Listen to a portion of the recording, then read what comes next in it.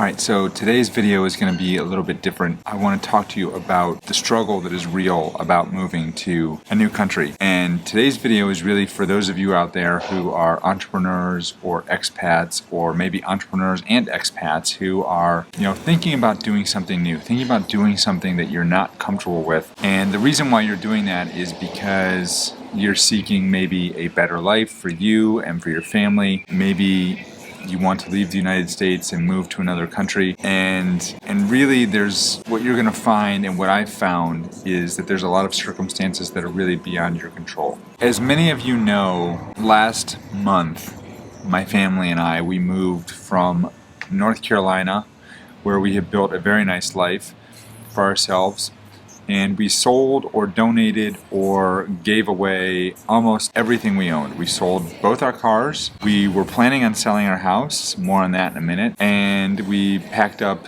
10 or 12 duffel bags and a pallet of stuff, and we came to Portugal, build a life here. I don't want to say start a new life, because we have a pretty good life and we just wanted a different experience. And the last 2 weeks, I would say probably the last 6 weeks, have been probably, aside from when my mom passed away, probably 6 of the toughest weeks of my life. It seems like every day something new has come up to throw a hurdle or a wrench in things. I mean, and it's little things, right? Not so little things, but like the day we arrive, literally the day we get off the plane. Thought I got away from leaf blowers, but I hear some sort of leaf blower in the background, so sorry about that.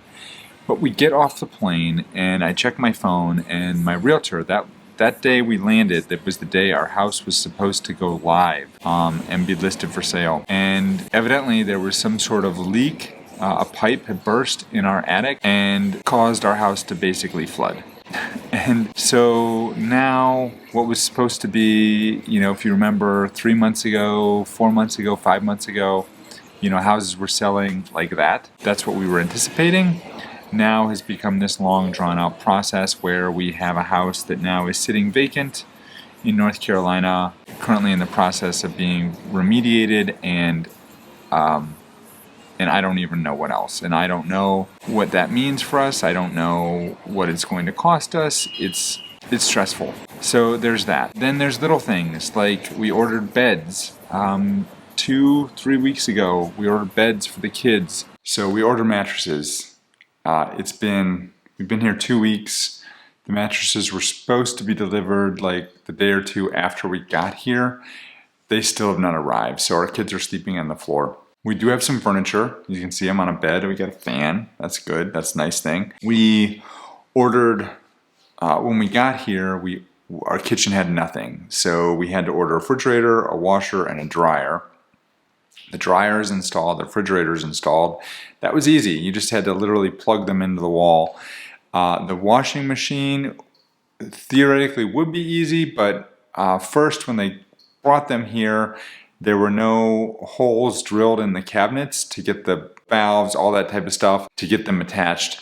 So we had to talk to the landlord, who doesn't speak any English, by the way. So I have to go through a translator whenever I want to talk to the landlord. And so we get the holes in the wall so that we can install the washing machine. I tried to do it myself because I was fed up with things. Whoever remodeled the kitchen, they put a bunch of plaster on the water outlet. And so I can't get a clean seal to attach the hose for the washing machine. So water goes everywhere. So I need somebody to come and fix that, either a plumber or something. Right now I'm literally sitting in the apartment waiting for the installation people to come back to do the washing machine. This is the second day I've waited in the apartment for hours for no one to show up. Oh, we had to have our gas inspected 3 times.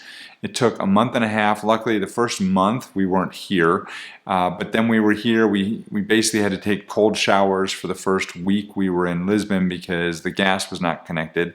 And then even when it got connected, there's still an issue. So now we can't use our stove at the same time we use the gas. That is to say, this whole thing has been a process. Everything from our house in North Carolina to getting here, but we take it. My point of this is, it's been hard. And there's times when I've wanted to break down and literally cry over things that are happening. And yes, for those of you who are wondering, I'm that guy who cries at rom-coms. So whatever. It's been really hard. It's been stressful. It's been stressful on me, my wife. It's been stressful on our kids. It's been expensive. Feel like we're just hemorrhaging money to pay for all these things, which is stressful in and of itself. Trying to get back into some sort of routine is just, we're not there yet. We have to figure out something with the kids for school. It starts in a month, and it's not so much that we have to figure out what's going on with the kids for school, but we have to figure out how to get the kids to school, which probably is going to involve buying a car, and that just scares me because I have no idea how that process works. But we're doing it. Day by day, we're doing it. There's language issues. When I call somebody for customer service, they don't speak English. That's hard. But we're getting there. And the point of my story is, and the reason why I'm sharing this with you, especially for those of you who are entrepreneurs or thinking about becoming an entrepreneur, there's a lot of parallels to what we're doing with entrepreneurship.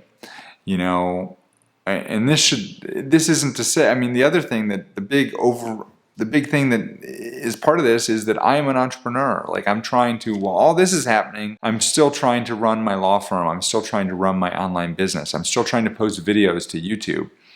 And the reason why I'm doing this video this week, I was going to do another video about LLCs and things like that. But, honestly, I think it's important that you hear from me what is happening and what this is. Because you see all these pictures of people who post things on Instagram of how life is wonderful, living this expat life and all these things.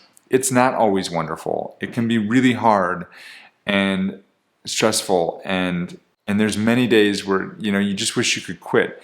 But we can't quit because while we still have a house in North Carolina, the house is empty. We got rid of all our furniture. We got rid of all our belongings. There's nothing there. We don't have a bed. We don't have, we'd be going back. We'd be just as much starting over there as we are right here. So might as well finish the process, sell the house, and start over here.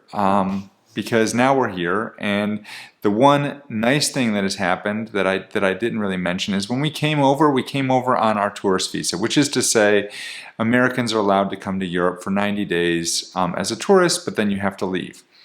And so we came over as tourists because there was a glitch with, of course there was, right? There was a glitch with our visa where my daughter's visa didn't get processed properly. And so none of our visas, because we're a family unit, got processed properly. And so, but we just found out 3 or 4 days ago that our visas actually were approved, which is great. But now I have to spend, a ridiculous amount of money because flights are more expensive now to fly back to the United States and get our passports stamped and do all that. And so it's just a process. And at the end of the day, I've got one more story for you. Yesterday, we locked ourselves out of the house. On a Sunday, when nothing is open in Portugal, we locked ourselves out of our apartment. Our landlord could not be reached. And I tell you what, I need to become a locksmith because he charged me 140 euros for about 20 seconds of work. And that's way better than whatever my hourly rate is as an attorney, I'll tell you that. It's a process. And at the end of the day, every day, you move a little bit forward. You move a little bit closer to what your end goal is. And for me, the end goal is to build this life for our family here in Portugal. That's what my wife wants. That's what I want.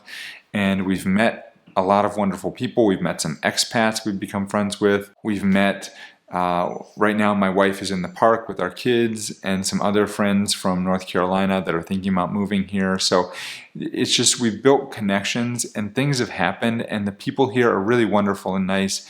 And so, yes, while there's this whole ball of stress going on in the background right now that makes me want to just curl up in a ball sometimes and just, go to bed for like 6 weeks, things are working, things are going. And also, it's beautiful weather outside. It's sunny here like every day. We've had 1 day of clouds and it's not too hot, even though it was really hot when we got here, but now it's kind of cooled down.